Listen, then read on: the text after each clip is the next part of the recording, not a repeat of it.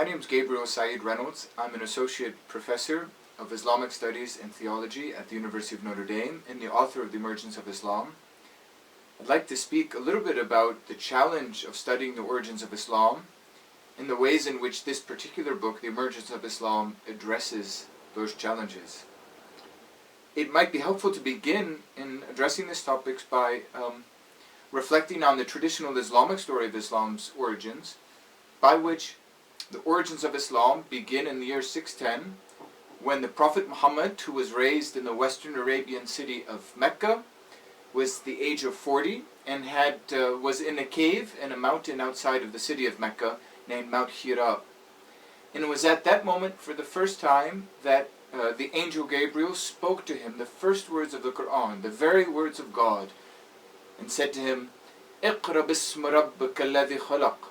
Read in the name of your Lord who created.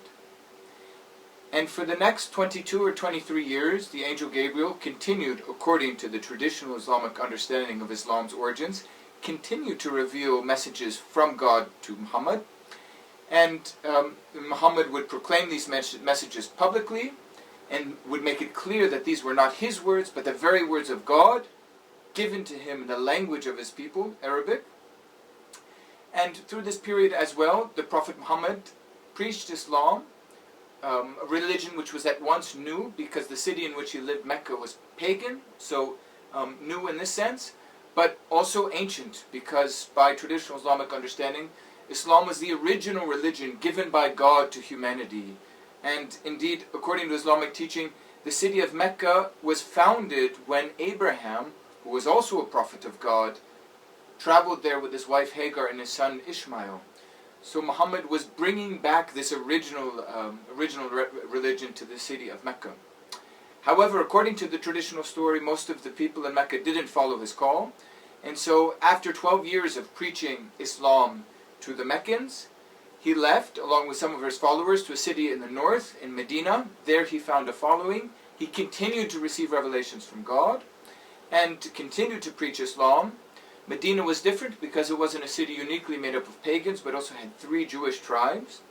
And these Jewish tribes opposed Muhammad. Eventually Muhammad prevailed against them and against the pagan Arab tribes who opposed him in the region, and established the nascent or the early Islamic State in the city of Medina. And towards the end of his life, he returned to Mecca and conquered Mecca as well. And by his death in 632, according to the traditional date, the foundation of the Islamic Empire had been formed by the Prophet Muhammad himself. This is a traditional story by which Muhammad spent the first part of his prophetic career in a purely pagan city, Mecca, and the second part in a city that was originally partly pagan and partly Jewish, Medina. It's also worth saying that according to the traditional idea, God gave to the Prophet Muhammad 2 gifts. On the one hand, he was infallible. He said nothing that was incorrect or wrong or false. And on the other hand, he was impeccable. He never sinned or committed any errors.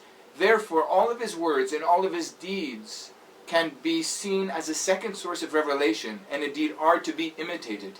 To many Muslims, this is the fundamental principle by which the Islamic religion is to be organized. The imitation of the Prophet Muhammad, who was infallible and impeccable.